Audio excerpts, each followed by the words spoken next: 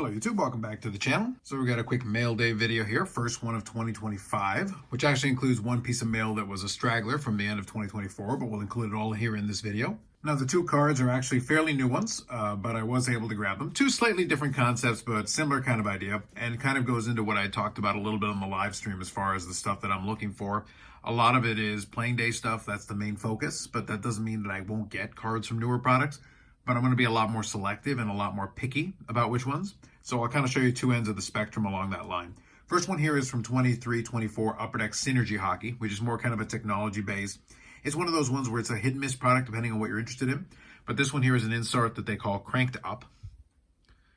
And this is the green version, numbered to 49. Pretty straightforward. I like the fact that they use the older Dallas jersey there. So you can see there with the crest. And I believe this is from the Stanley Cup year. I'm going to take a closer look here.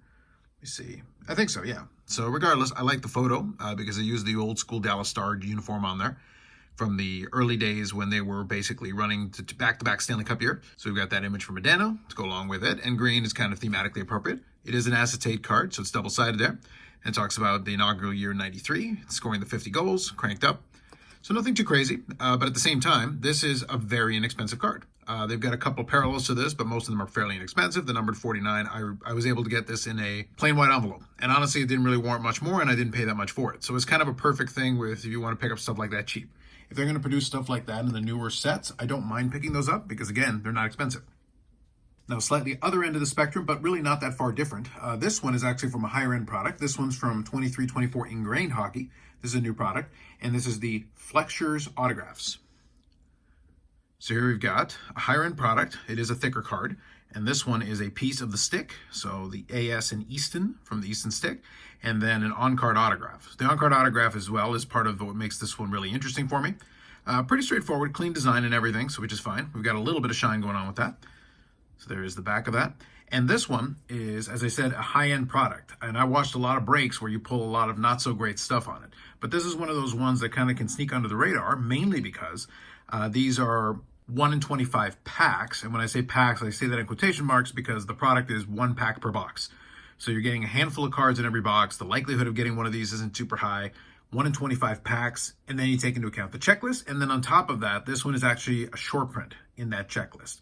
I don't know exactly how short printed, but it's one of those things where you're taking 1 in 25 packs anyway.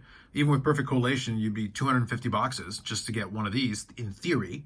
But then this one's short printed than that, and it would be a little tougher still. So it's one of those ones that's a little bit sneaky if you check out the checklist and find stuff like that. I do appreciate that for the autograph, they left a fair bit of white space there. So it is a clean design on it. So happy to add that one as another memorabilia piece to go along with an autograph piece, which is one of the categories of the collection that I always like to work on. So I'm a big fan of that. So really simple, 2 cards as far as the mail day is concerned. First one in a while that has just been a handful of Modano cards, which is nice. Bottom line, I'll still be working on the Modano collection through the course of the year. I do still have them as part of my goals, but at the same time, I'm going to be really picky. It just depends on what I find out there and what makes sense as far as adding to the collection. So with these 2 additions here, I'm going to update the Modano count. So currently I'm sitting at 2,722 different Mike Modano cards.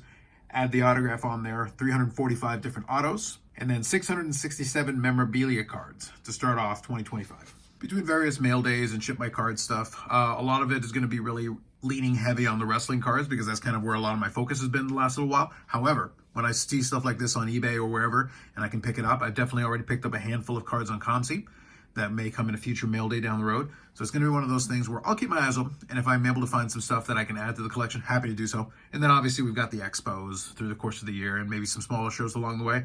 I'll always have my eyes open, but it's going to be looking for stuff that I think is interesting.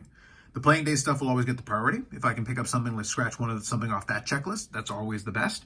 But for the newer stuff, it's going to be, doesn't look cool. If I think it's interesting or kind of inexpensive and kind of fun, something like this, then I'm happy to do that.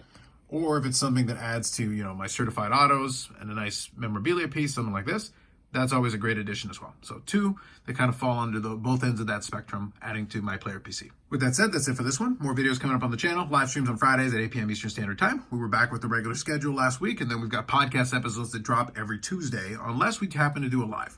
So for the most part, it'll be dropped on Tuesday. If you like the video, subscribe to the channel. Thanks very much, and we'll catch you in the next one.